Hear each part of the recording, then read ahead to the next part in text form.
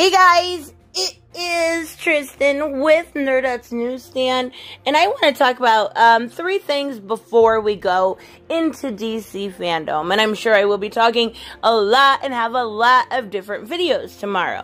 Now, I want to talk about three things. First, the video game Gotham Knight, and then I want to talk about Ben Affleck and Micheal Keaton, both back as Batman.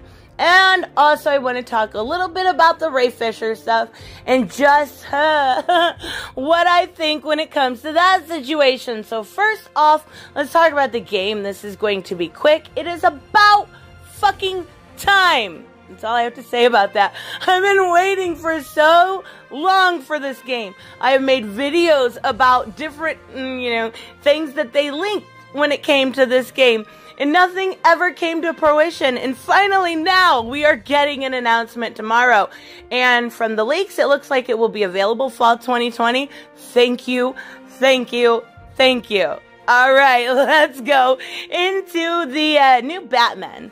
So, at first when I heard about the Flashpoint-esque movie that we're getting with Ezra Miller as the Flash, I was a little apprehensive.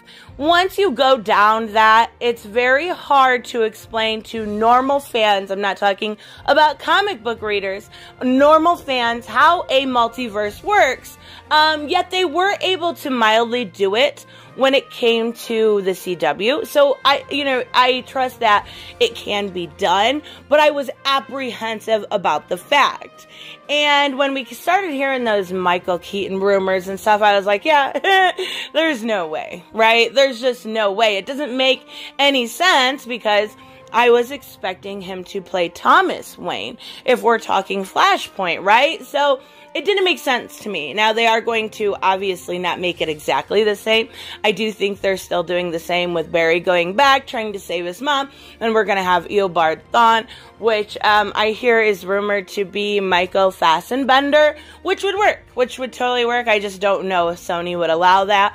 But even so, I would love to see, him play Reverse Flash. But anyways, at first I was really apprehensive because doing a multiversal story in, 2 hours or less is going to be difficult. And I do think they have a long road ahead of them. What I have noticed is a huge change when it comes to AT&T than when AT&T bought it, right? We are seeing a lot more freedom, creatively wise, and it's actually really great. Like, Patty Jenkins is the only one that I think has been truly successful when it comes, obviously besides the Joker. I'm talking about, continuity, but introducing a multiversal story also does open up a lot, right? Oh, yep, this movie didn't do well. Well, it's on Earth too. Oh, well, we have the whole, likes of the CW. They're on, Earth 11. We have, a different Flash from that universe, and they've met within the actual Crisis on Infinite Earth, so it works out. We have different Batman, and that's what we're going to talk about. It works with a multiversal story. You can even have stuff like, Titans and Doom Patrol on a different Earth. You can have Stargirl. You can go as far back as stuff like Green Lantern or Birds of Prey, the TV show, Constantine, the TV show. Those things can all exist if you're able to get a great multiversal story going. A lot rides on that. So, I think his name is Andy Bruschetti. He's got a lot ahead of him. Creativity, yep, that word wise. He's got a lot on his plate. If he can do it, he will pull off one of the best things we have been looking forward to as fans. And let's talk Batman. Ben Affleck is, and always will be, my favorite Batman. And the reason why I say that is because there's a lot of ways, you can play Bruce Wayne, right? Or I mean Batman. But there's not a lot of ways to play Bruce Wayne. What he got right was that depth and emotional trauma that Bruce Wayne has. He, with the cowl on, anybody can be Batman. Anybody can. But he got Bruce Wayne right. He got Bruce Wayne so well done that, even the movies, if they were bad, I was impressed. I wanted him back, and unfortunately he had a lot of, problems with addiction and stuff, and I never expected that. It seems like they are actually giving him now, with this Flash movie, his swan song, right? His great goodbye. He is getting to say goodbye to that role.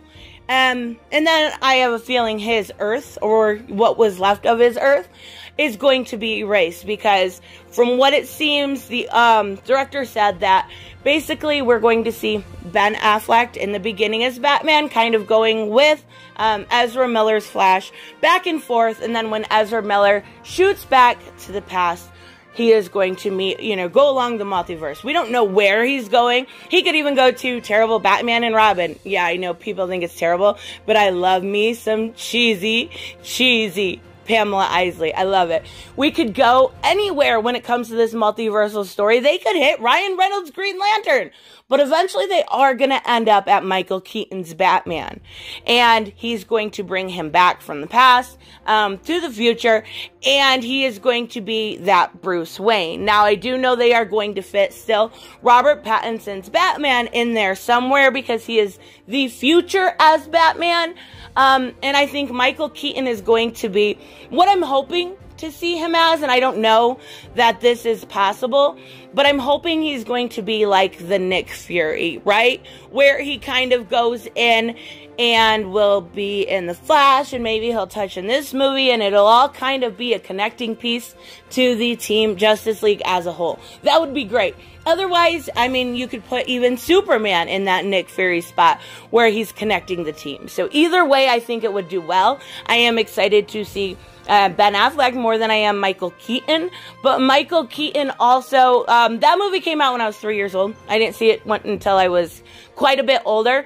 And by then, I had already seen the newer renditions of Batman, and I was like, oh, okay, cool. And then I went on. Like, it was never my favorite movie. Don't get me wrong, it is good.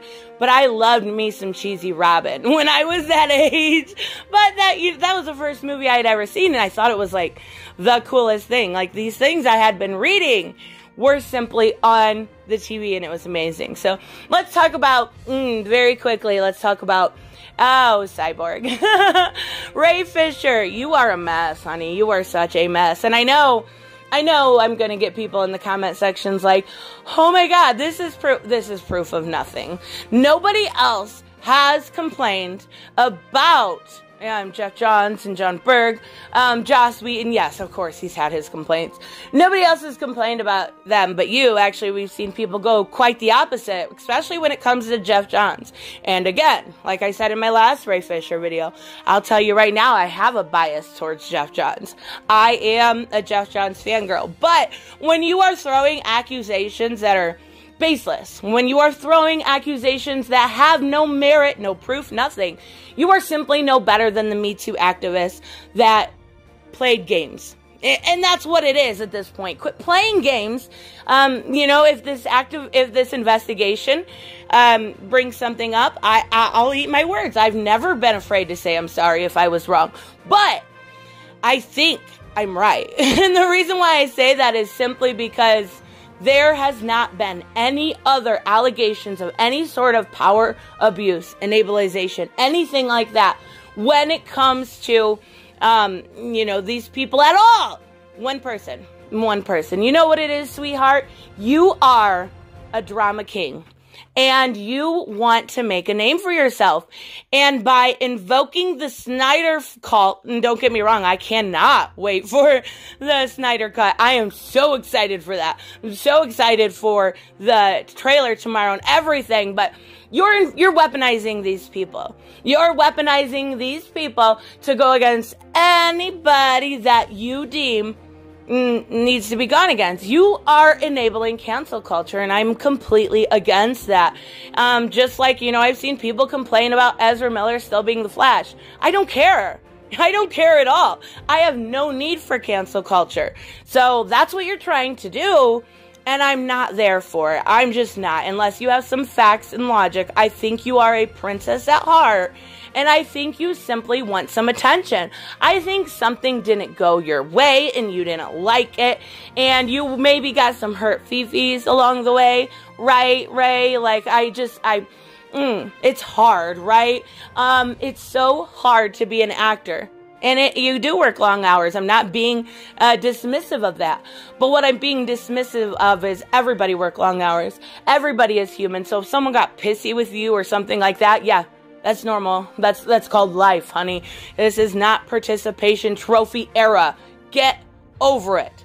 If there is real abuse, I will eat my words. But I don't believe for a second that there is. Not even 1 second. I think you are a little bit of a princess. So anyways, a lot of you will probably disagree with me on that, and that's okay. That's not even a big deal at all, because like I said, if some proof comes out, I'll totally, apologize to Ray Fisher, but I just don't see it happening. Johns is too much of a gentleman and professional when it comes to the industry, whether it is, talking to people like Scott Snyder, still keeping in touch with them, or it is, being good on Stargirl or these kind of corporations. It's just, I don't believe it. I don't believe it one bit. So let me know, of course, what you guys think about these new allegations about going into DC fandom tomorrow. I'm way too excited for that video game. Oh my god. So not only that, but some Mortal Kombat stuff, and yeah, I'm all about it. So I cannot wait for tomorrow. But let me know, of course, what you guys think about all this, especially the Ray Fisher stuff. I'm curious to see if we have some people out there backing, baseless allegations. Curious. Anyways, let me know, of course, what you guys think, and I will see you in the next one. Bye-bye. Hey guys, I want to give a huge shout out to my Patreon and subscribe stars. You guys literally make this channel possible. Huge thank you to Cage the Mick, Robert Mick Twiz, Black Knight Fool, Brucey, Chris Z, David L, David Rafford, Jeffrey Allen Carnes, Mighty Balls, Mike Buckner, Maizen Barbosa, Ruskar, Ryan Decker, Robert Hoffman, and Doc Holliday. You guys are absolutely amazing, and thank you so much for all your support. Don't forget on the way out to like as always if you enjoy the content, and hit subscribe. And I will see you in the next one. Bye-bye.